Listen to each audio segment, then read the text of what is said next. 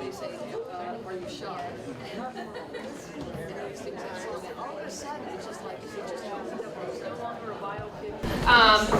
My name is Carson Heisinger. I am the Reference and Adult Services Librarian here at the Bennington Free Library. The bad news is the restrooms are only on the first floor. I tried to tell everyone as I saw you coming in, it is a very friendly and flexible group. If you really need to go, your neighbor will help you find your way out. What else? Around the room, yes, enjoy the delicious treats which will be explained. There's some information about the sponsor organizations. They're going to talk a little later. There's some samples of the library collections from our foreign language collection. Linda's going to talk more about that. Okay, we were able to add books and Dory in the children's room, but we already had a very solid foreign language collection, Spanish, French. Oh, you have a mic. Oh, Yeah, okay, I'll speak up. Can you use a microphone? I guess I will. You might be playing with the volume jack, but you're right there. Just take it out of the. Just take it out. Had it all set for table use. Is this better? Yes. Okay.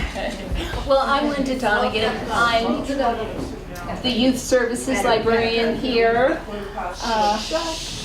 And we would like you to come visit the children's room as well as the adult collection to see how many volumes we have in other languages. We see lots of people from different countries, and they want to see themselves represented all over town as well as at their public library. So we welcome you to come and explore our collections, and we also have foreign language downloadables for you to enjoy as well. So thank you for coming.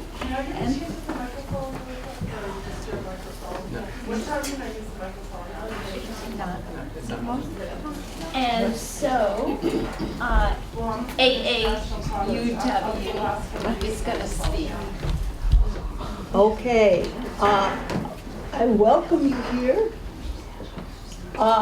on behalf of AAUW and the library.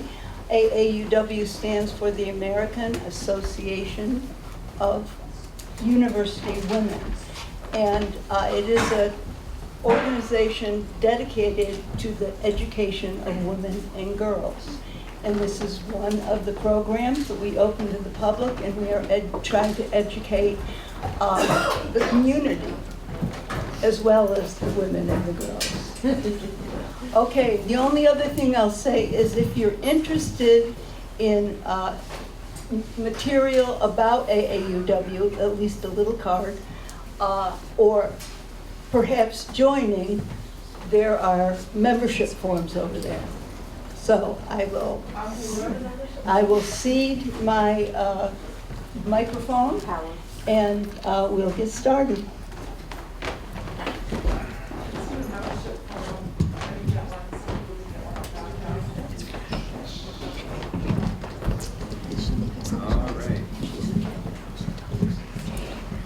Thank you very much for those introductions, and absolutely learn more about AAUW, and definitely take some time with the library materials that are here in this room, but don't feel like this is the only day or time that you can come and check them out. They are here all the time in the children's room and in the adult room, so whether they are a language that is your native language, or if you would like to learn more about any of those languages, that is a great opportunity that we have here locally, and we have worked with the library a great deal to expand those offerings, and it's been a really wonderful ongoing relationship.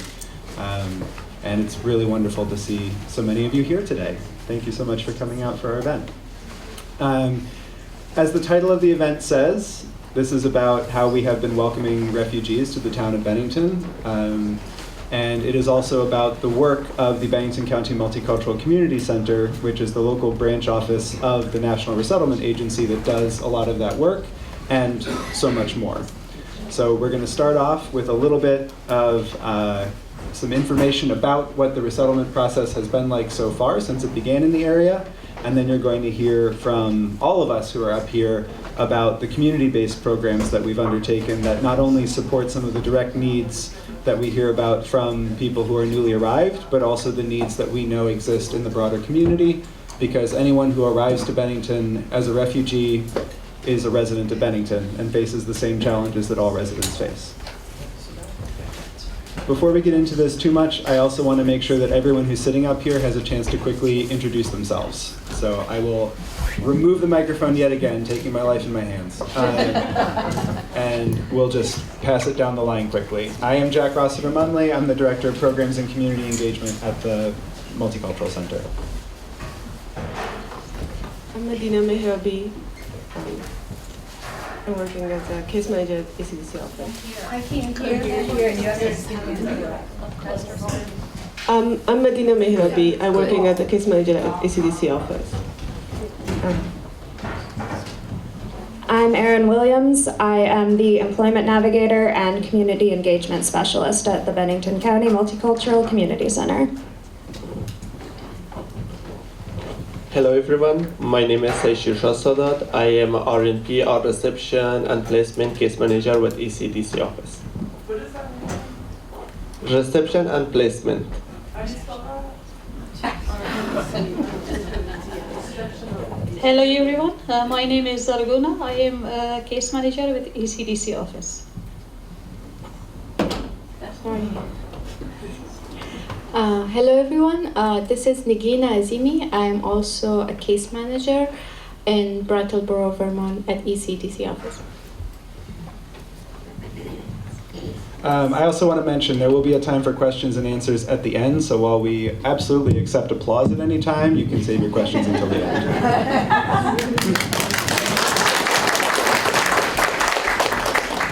Thank you. So I'm going to cover the kind of almost the administrative part really at the beginning before we get into the meat of our community programming. So for a little bit of background about refugee resettlement in southern Vermont, it's a fairly new process.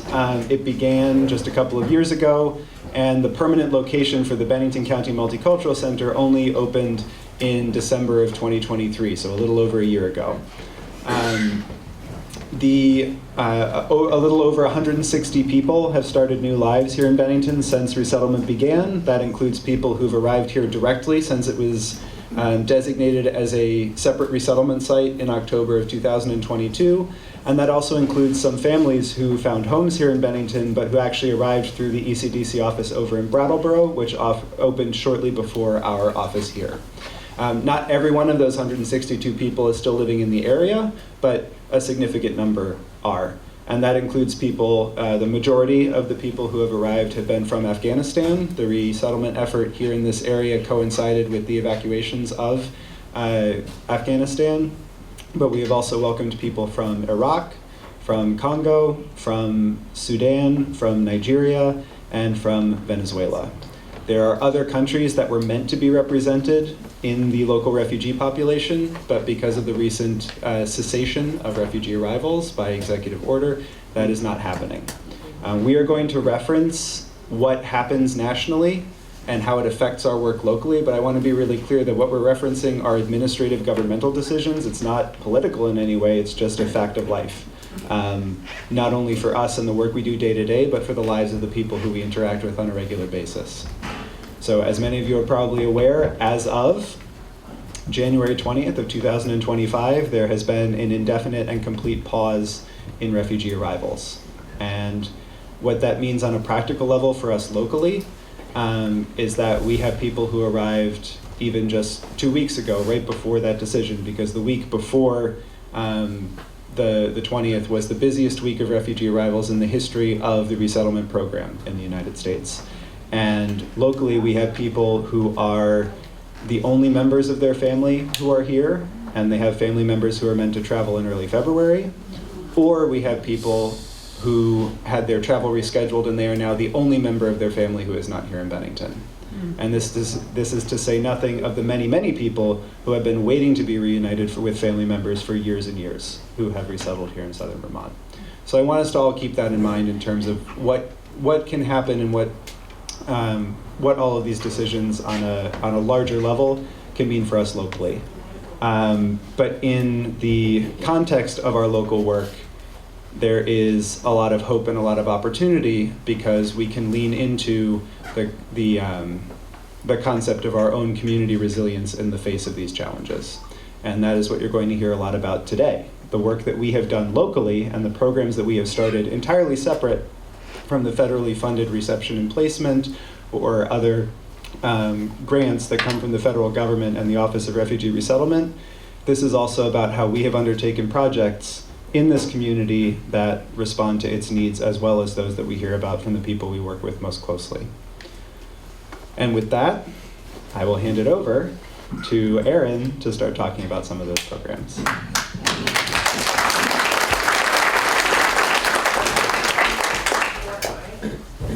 Thank you. I'm too short to do this, so I'm gonna hold it. So we're gonna start talking about some of the programs that were developed in 2024, so just last year, and we're gonna start with one that I think will be inspiring considering how cold it has been. We're going to talk about our community gardening program. So we were lucky enough to be able to partner with Master Gardeners, which is a UVM extension program, to have community gardening programming out of the Multicultural Center in town. We started with a plot that is actually not pictured in any of these photos, but just at the Bennington Community Garden. If you don't know where that is, it is located at the rec center. We had a plot there, which was really, really cool. And we were also able to partner with St. Peter's Episcopal Church, which is also in downtown Bennington, to have a second smaller plot. And this is where a lot of the gardening that I participated in personally took place at, which was super cool. You can see in the photos that we completely revitalized this part of the church into a nice little garden plot. We had several different vegetables and herbs that were planted, including squash, beans, peas, tomatoes, some thyme, I believe, rosemary, basil. It was a great program. Part of it that was really interesting was it was a way for newly arrived families, especially with children and maybe women who were having a difficult time becoming connected to the greater Bennington community, to get out in the nice weather and do something really enjoyable outdoors. And it was a nice way to exchange casual words in each other's languages. So we got to teach each other how to say the names for all the produce that we were planting, the tools we were using to make the beds, plant, etc. It was really, really cool. Next, I am going to turn it over to Zarguna, who's going to talk about the Global Women Entrepreneurs Program. Thank you very much. The Global Women Entrepreneur Program was supported by a grant from the Vermont Community Foundation. And this was a good project which we started because we supported refugees from the diverse country refugees, and especially women with the limited English language and with no experience or prior experience from their own country. We try to support and help this woman and train this woman in the on-job training in the kitchen, and we also facilitate for them the training with Southwest Tech for the food safety. And these women really were amazing. They learned a lot from the food safety, how to keep their kitchen, how to about the hygiene of the kitchen, cleaning of the kitchen, how to serve the food, how to save the food. So they learned from the Southwest Tech, and they received on-job training too over there, in class training and online training about the food safety. And some of these women had the chance to have the kitchen training with the Vermont community. Here, the name of community, community market. So we trained them over there in the community market, and still we are looking for another opportunity to train this woman in another kitchen. this was a very nice project because our goal was that these women should be financially independent, and they will not rely on the government support, and they can find the employment very easily in this community. And these women can get have their own licenses to start this business from their home. And this was a good effect for them to adapt themselves in the new community and integrate themselves very soon in this new community. And for the community this was good because this was like exchange of culture. You even like the different food from different culture. So this was like presenting of different food from different culture, and they also learned that how American food should be served and how American food should be cooked. So this was a very good project, and we are very happy with this one. And some of these women, you know that in 3 years they came to the Bennington, they never go out from their home. But when now I'm talking to them after this training, are you ready to work? They says yes. Please help us to find the job, at least part-time. So this was like a big change in this community for the refugee. And so we have expectation to extend this project to find another sources or budget to extend this project and implement it in this community. So it's just short information about this project. If you have any question.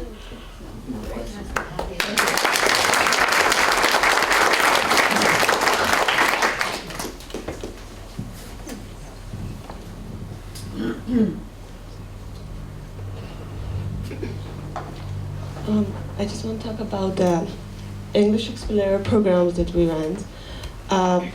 We just realized that most of our refugees, they have limited English skills. That's why we ran a program, English Explorer, to help them gain proficiency by learning and practicing English level skills. And we have students from Afghan families and Venezuelan families too. And this really helps people and our refugees. And now they know how to, basically how to talk, how to practice these things. Thank you, Medina.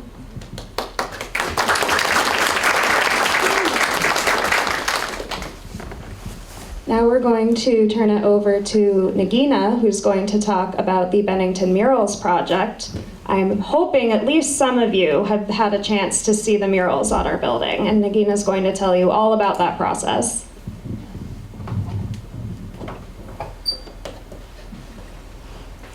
Thank you so much, Erin. And let me start by saying that I feel very welcome when I always come to Bennington, and it feels like second home for me. I actually live in Brattleboro, but I always enjoy being in Bennington. To give you a background information, I am proud to be a part of or member of Art Lords, a collective of artists and muralists that was founded in 2014 back in Kabul, Afghanistan.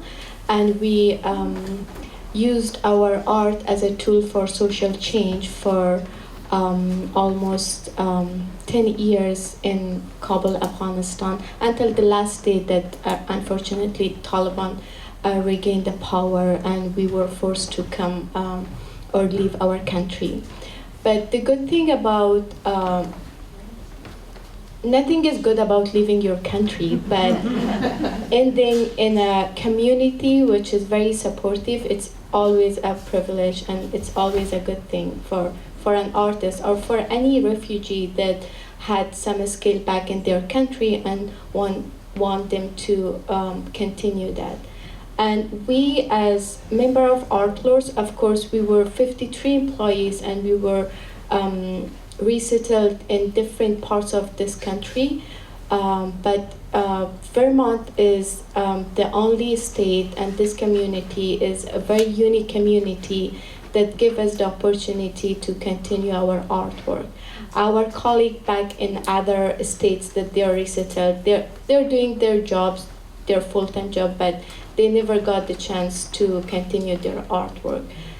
So I'm very grateful for the community that both Brattleboro and also Bennington provided us for us to come and use our art and talk with the community, have their ideas. And as you see, this mural that it's in Bennington ECDC's entrance part of the office was designed by our team art lords, and also the other side of the building, which is I can see the pictures, but you please enjoy. It's the Four Seasons of Vermont that was decided by the community members that they wanted to have Four Seasons of Vermont as a picture here in Bennington, and we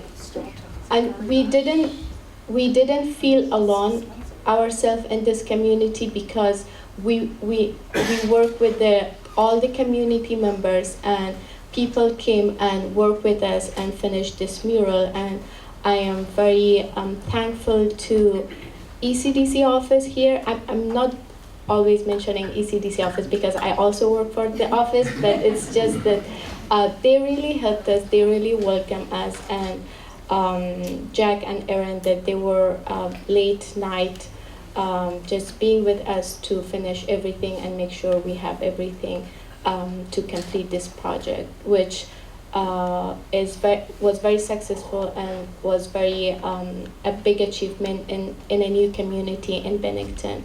And we got lots of other opportunities coming this year in spring, which is a very which we feel very lucky to ended up here in this community.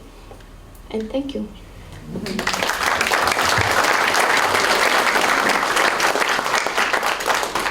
And these programs are all ones that we hope to grow and expand in the coming year, and indeed in the coming years. And so to talk a little more about that, I'm going to hand it back to Erin. Thank you to everyone who just talked about their projects. So I'm going to talk a little bit more about how we are planning to expand on the existing projects and programs we just talked about. So you heard a little bit about the gardening program. That is pretty straightforward as far as expanding it. We just would love to have additional garden plots across Bennington in different parts of the town that would like access to a walkable or otherwise easily accessible garden plot where you can get fresh produce from. So we're hoping in the spring to partner with at least one of the local elementary schools, perhaps the middle school and high school as well, other churches, local organizations, or even private businesses that might be interested in participating in this. We're open to hearing from you. For the Language Explorers program, Dina talked a little bit about how it started and why we want to expand upon it. So it started because in addition to all of the other challenges that someone might face when they first arrived to the United States, the language acquisition piece is the most critical for all of the different areas of life that they're trying to navigate. And particularly in our community, we had a lot of women who arrived who had a more difficult time learning the level of English they would need to be successful, not just in the workplace, but within the community, to feel accepted and welcomed into the community and like they could be self-sufficient. So we thought it would be a good idea to offer additional supplemental English classes to the people that we worked with. In addition to going to their required, regularly scheduled English language classes, offering a supplemental program out of our office that was structured differently was really helpful, because they were able to work directly with Medina in a one-on-one setting or in pairs with each other to practice on the language pieces that they felt they personally needed the most help with. So if there were some women who wanted to practice writing the English letters, they were able to do that in a welcome setting, in an environment they were used to coming to. If someone wanted to learn specific words related to the body because they came from a healthcare background and were trying to catch themselves up to the point to be able to do that for work here. They could work with a volunteer, maybe it was me, maybe it wasn't, who knows, to practice vocabulary relevant to their job. So that was the basis of the program. How we would like to grow that even further is into a full-blown language exchange program. So anybody in our community who is interested in learning a language would be welcome to come to our office when we're running this program and work on that. And it can look however it needs to for you. So if you and a friend decide, hey, we really want to learn Spanish, you can participate in our program. You can come and hang out with all the other language explorers and explore how you're going to learn Spanish together. If you would be interested in learning it maybe from a native Spanish speaker who is trying to learn English, even better, you could pair up with them and do it. So alongside the expanded programming and really making sure that the community understands that they're welcome to participate in it, especially families and children, I think that would be a really great opportunity for them. We would like to develop a language learning library that is out of our office. So we would have language access tools and materials that would be available for people to use. And those could be English language learning tools as well as ones for other languages. And if you have ideas about that, please share them afterwards. For the mural project, we would like to paint more murals. We would like more of them. We want the whole town to be beautiful. We're hoping, in particular with our office, there's additional wall space that we share with the tutorial center. We're looking to expand the mural across the entire part of the tutorial center. We're hoping to eventually have a mural square in that part of town, because if you've lived here for maybe longer than this mural has existed, you might remember what it looked like before. I wish I had put the reference photo in there, but it's just not a as vibrant area of town. It is now with the murals, but before it was not as colorful, and we're hoping to put additional green space there too, so that maybe it's a garden or maybe it's just more trees and local plants, who knows. But we would like to do that. So, in addition to expanding all of our community programs, as I just described for you, we would like your thoughts. Like, we would like for you to share your ideas with us after this event is over, but also like in the immediate future, we would love to hear from you about other ideas you have for programs you'd like to see from us, because we haven't done it all yet. We're going to, but not yet. I'm gonna hand it back to Jack for a second. Thank you.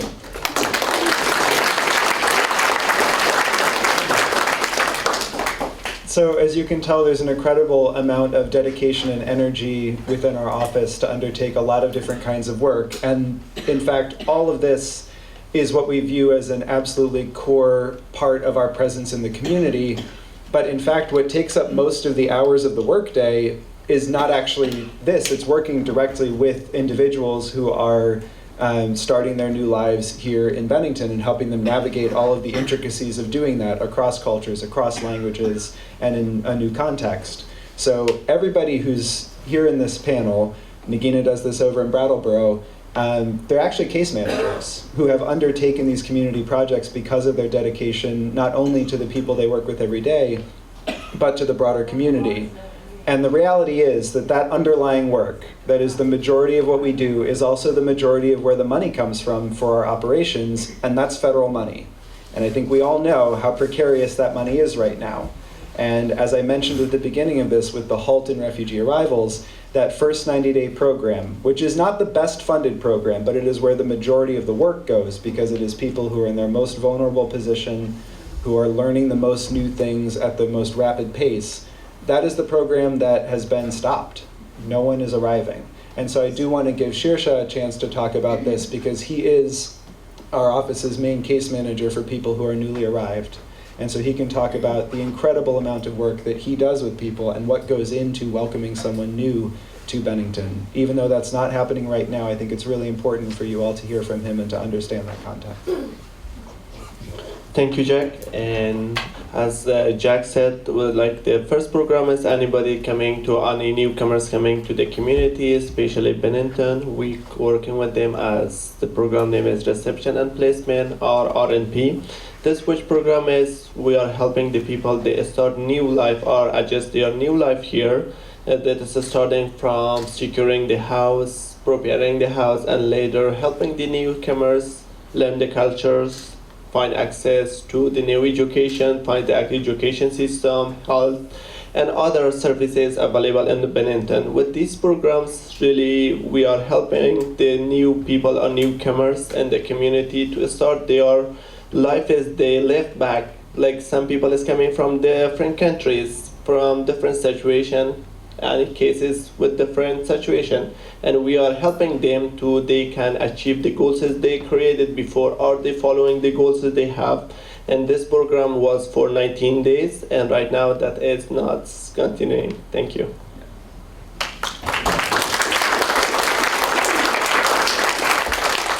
And so anyone who arrives, you can imagine not only the immediate needs that they might have, which is what we sort of exist to either provide directly or to mobilize the community around providing, but it can be as simple as someone who arrives in the winter and they're obviously not going to arrive with a car, but you also don't have a driver's license yet. And even if you drove before and you are on the fastest possible path to getting a driver's license, you still need to find a job, start working, begin paying for all the other day-to-day costs that come up in your life while saving for a car.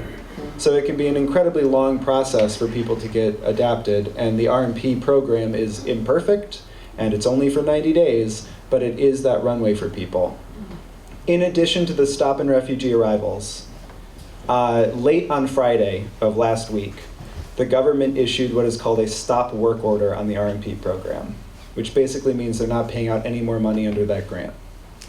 Now, everyone who arrives to the United States as a refugee has a certain amount of money per person per case associated with them, and that is paid out under the RMP program.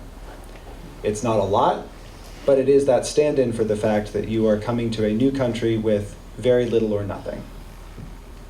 The government is saying they will not pay that money out to people. Different agencies are approaching that in different ways, but that is the what's called the per capita funds or welcome money that is directly associated with people. And so the federal government has said, we don't feel like doing that anymore. The other part is that they've decided that this is a complete stop work order, and that means that any of the funding that goes to the administrative positions for the case managers who work with people in the first 90 days is also stopped. They will not reimburse any funds under the reception and placement grant to any resettlement agency across the country. Now, we're lucky. We have other administrative funds. Shirsha's not out of a job. He will work with people under our post 90-day programs.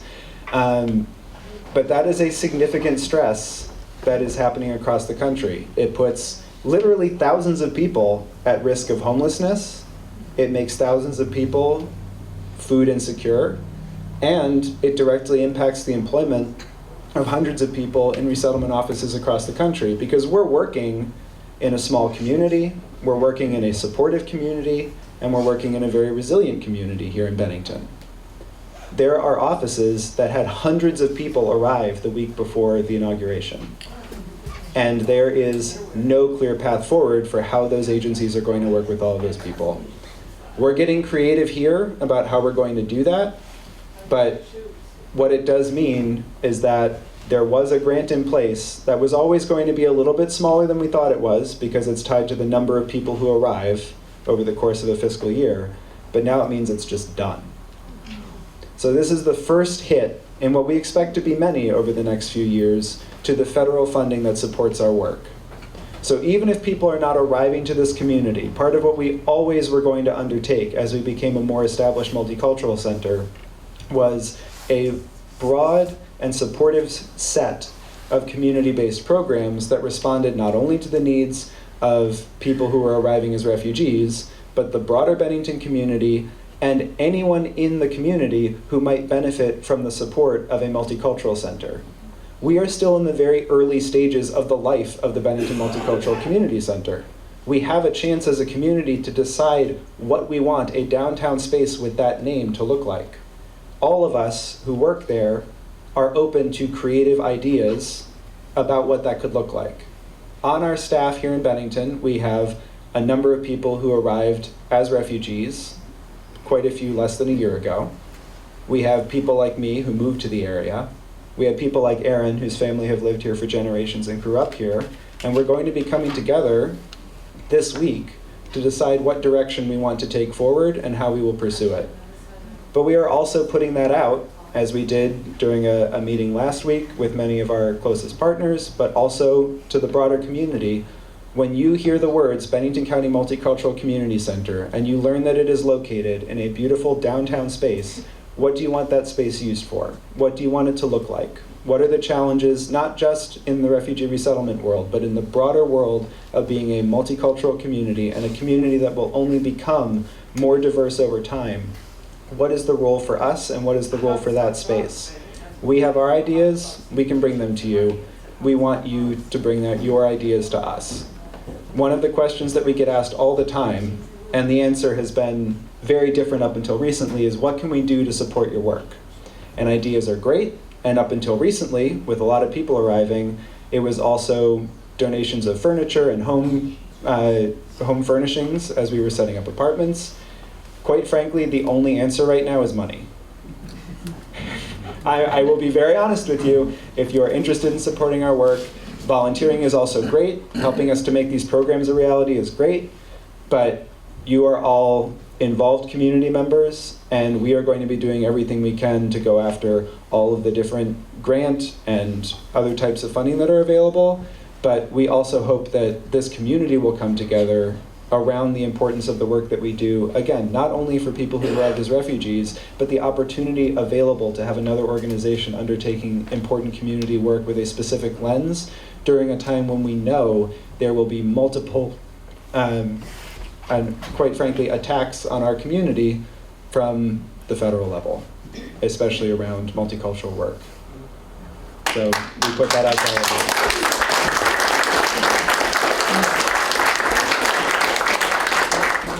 So I want to thank AAUW for giving us this opportunity. We do have a QR code on our table through which you can donate electronically. You can also talk to pretty much me or Aaron about how you could make donations to the Multicultural Center. And you can always talk to any of us about how you might want to get involved with any of our current programs, or if you have ideas for other work that we could undertake. We also want to make sure that you all have time to ask us questions.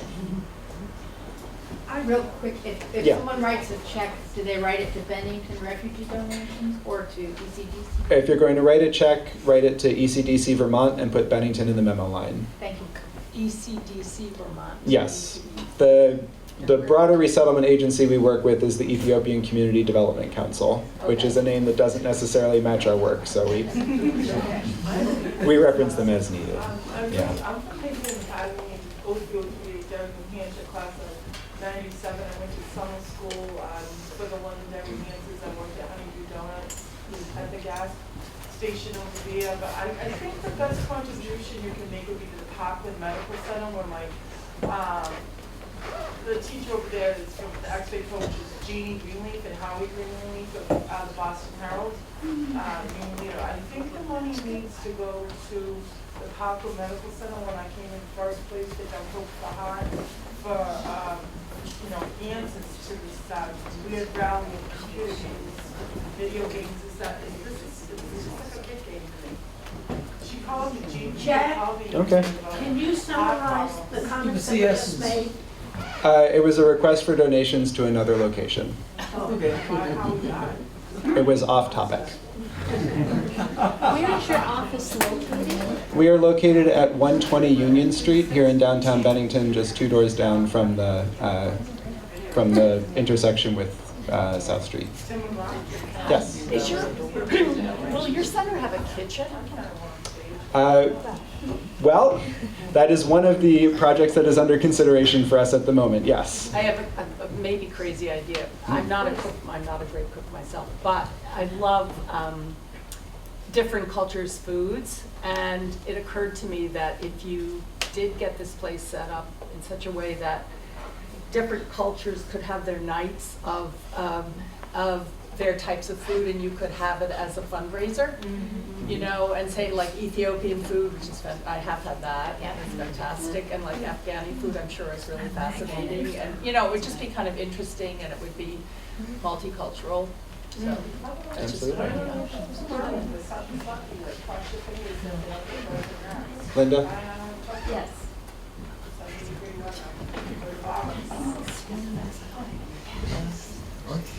Any other questions?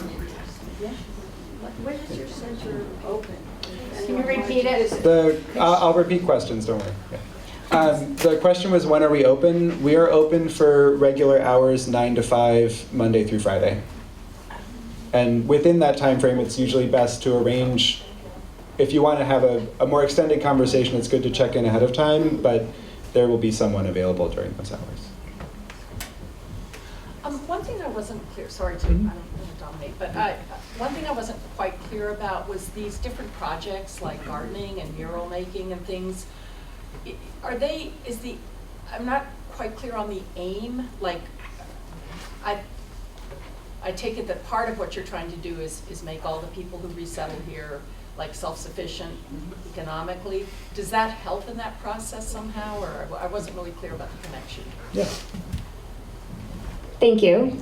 Sure. Can you repeat the question? Oh, so the question was asking like what the aim of the different projects and programs we've developed are. So if we're looking to help the people, like the programs were developed so that to help people get settled in the Bennington community, but like what's the other point of them basically? So yes, we developed the programs initially out of specific needs that we noticed in our immediate community, so the people we were directly supporting through the resettlement programs. As time went on and we noticed patterns and things that people were struggling with, we developed these programs to meet those needs. Which one of those needs is, you know, to feel sustained, supported, and like you belong in your community. So that's why we chose the community programming route, rather than just have it be exclusive to our office or to the people who work directly with us. In the beginning, in order to get started, really the only people participating in those programs were the people we were working with, but the end goal was always to have that be broader community programming, and now we have the opportunity to really focus on that. So if you look at the gardening program, for example, like that was addressed an immediate need for the people we work with directly to participate in something that might be new to them, like gardening. Maybe people haven't gardened before, or they haven't done gardening in Vermont at least. So they were able to do that, and they were able to do it in a public location where there would be community members who are knowledgeable and had the same interest as them. Ideally, and what we're going to do is we are going to have community gardening programming that continues that people will be welcome to participate in. And you don't have to work directly with us to do it. It's the same for the language program. It's the same for accessing our physical space. It's not just a space that we want to use. Other groups are welcome to rent our space to host events from us. So, yeah, thank you for your question. Can somebody answer this question for me? Yes, Sheila. How do you use, what do volunteers do? The question was, what do volunteers do? And that's an excellent question. For the programs that already exist, volunteers have done a lot of different things. For the community gardening, it was showing up to participate in larger community gardening days. For the mural painting, under the instruction of Nagina and her other Art Lord colleagues, it was working on the murals, and that would be the same for any future painting projects. And then I think the area where we're sort of expanding the most quickly is with the Language Explorers program, because it has been English Explorers, but people who are interested in coming not only to help people who are learning English, but to be part of that kind of a informal language exchange program, that is a really wonderful opportunity to come by, hang out, and have that real exchange of knowledge, because as Erin was saying, a lot of these programs have been designed around making things that are new or different a little bit easier for people to be a part of as they're adapting to life here.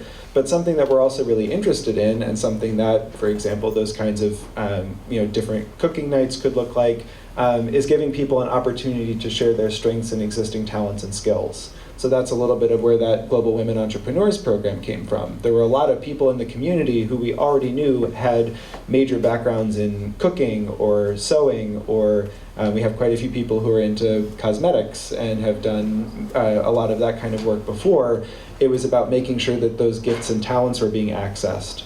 And so as that program continues to grow and expand, it has up until now been a partnership with Department of Labor, Southwest Tech, Community Market, other locations. But as that expands, there'll be more places for volunteers who maybe have professional backgrounds that are connected to someone's employment goal, who can work directly one-on-one or with a small group of people as a mentor as they continue to develop maybe their own food business, their own sewing and tailoring business, their own hair care or skin care or massage business.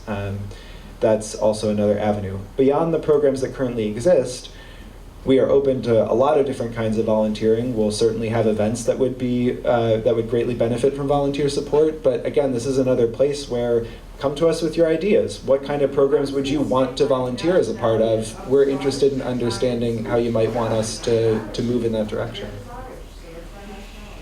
Yes. Do the children, do they have what they need, like for homework help and stuff? That's an excellent question. Do the kids have what they need for homework help?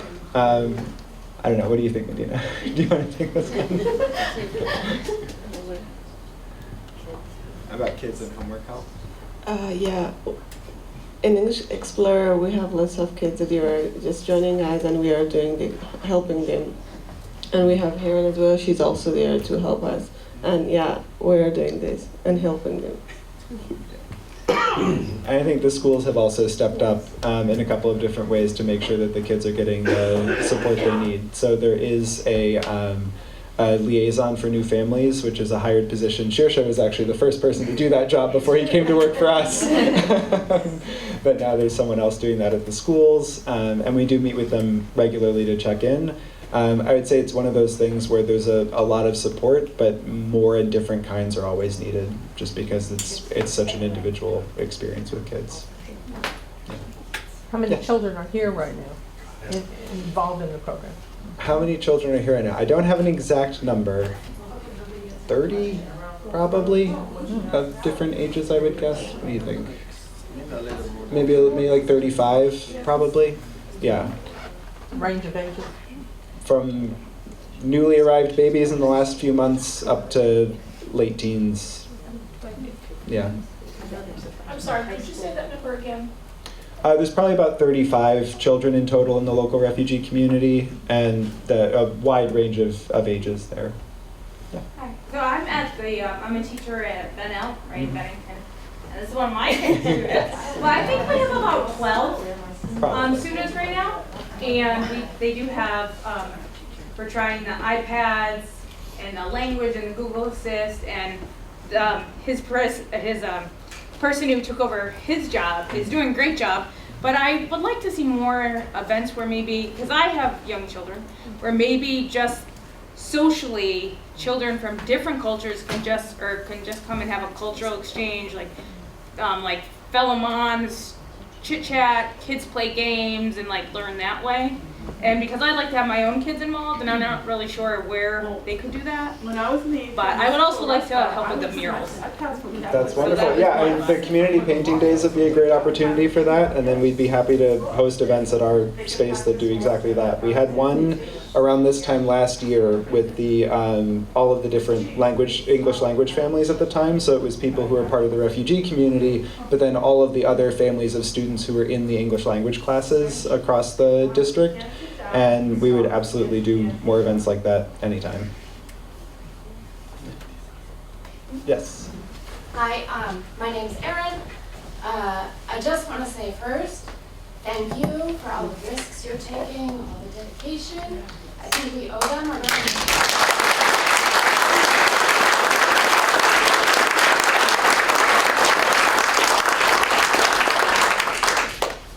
Also, as a community member and a former fundraiser, this is really a question for everybody else. This is the first time I've heard about your organization. I really believe when you want to help, you should give directly to the organization with no strings attached and give regularly. And I think if you put your camera at that thing right now and click on that link, you can give $5 a month, you can give $10 a month.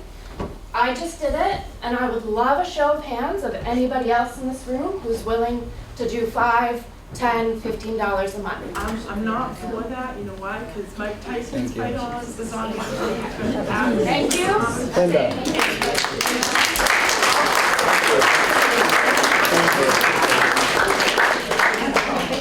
One more. Yeah. Also, if you have cash, that green basket at the doorway would love to take your cash. Absolutely. And if you have friends, you can also talk to them about it.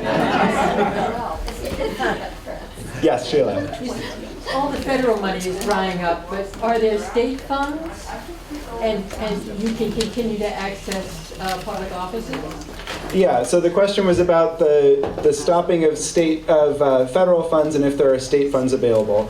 There are some limited state funds available. Vermont is better than a lot of other states, both because of the scale we're working at and because we are lucky enough to have a governor who strongly believes in the work that we're doing.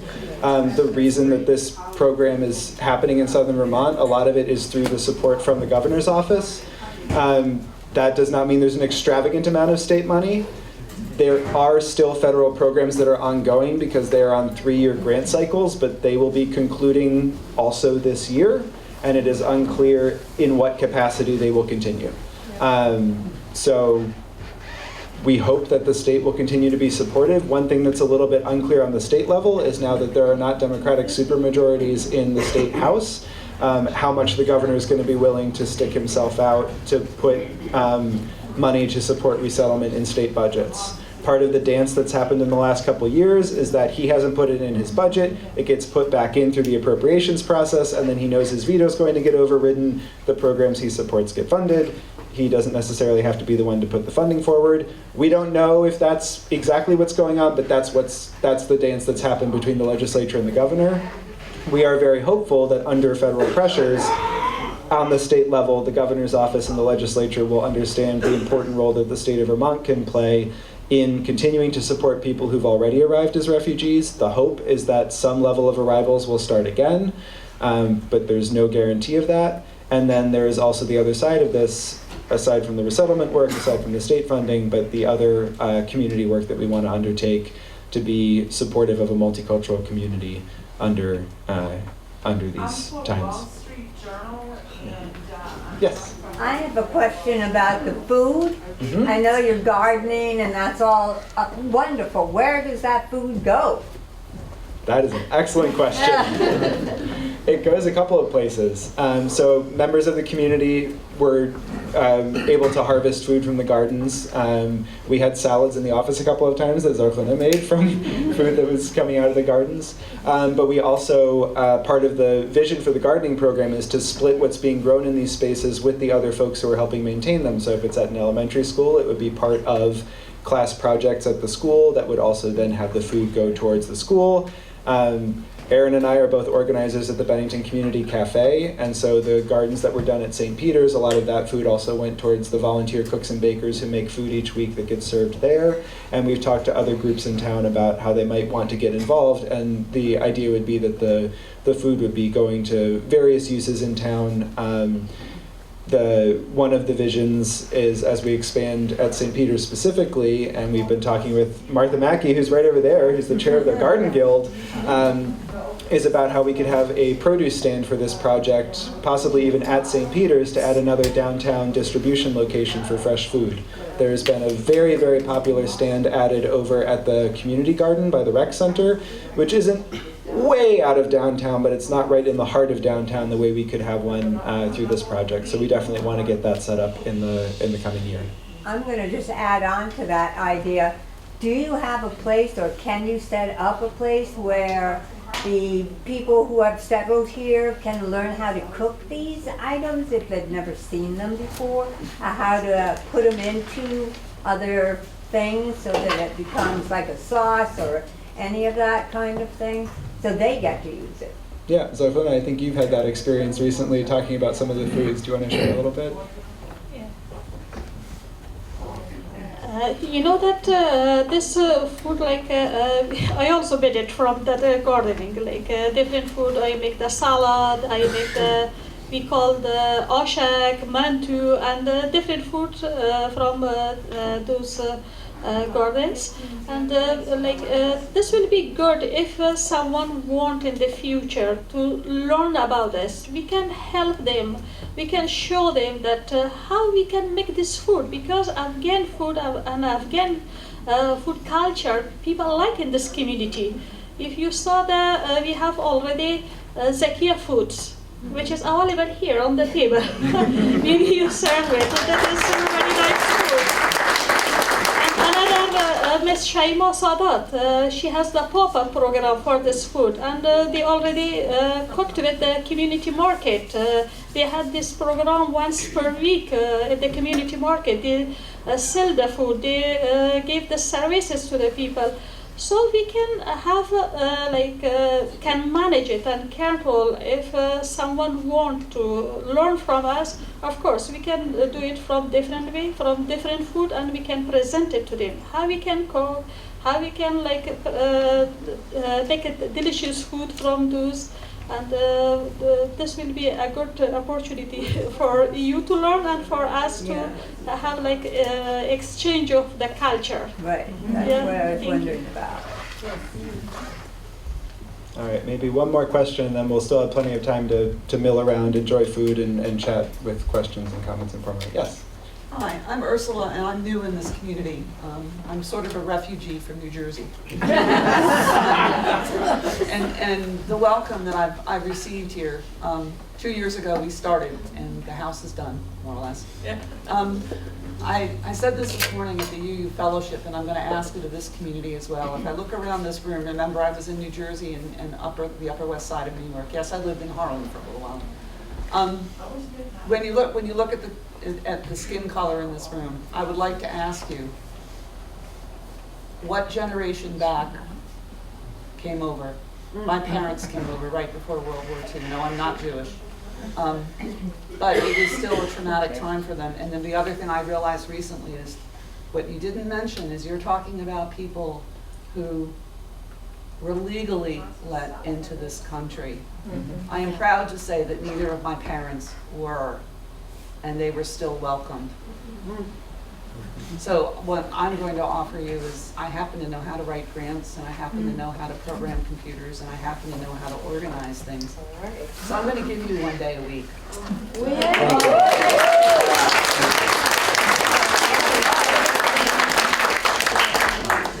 That's wonderful. Thank you. That's a perfect note to end on. And thank you all so much. But wait, there's more.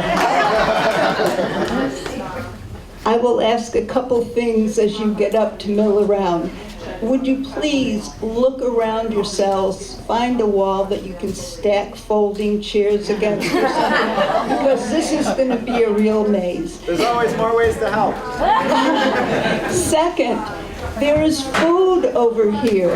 You've got to clear this place out, because people who didn't get it at the start, you need to try some of the food that's being offered to you as a cultural exchange. And of course, there is the basket for money.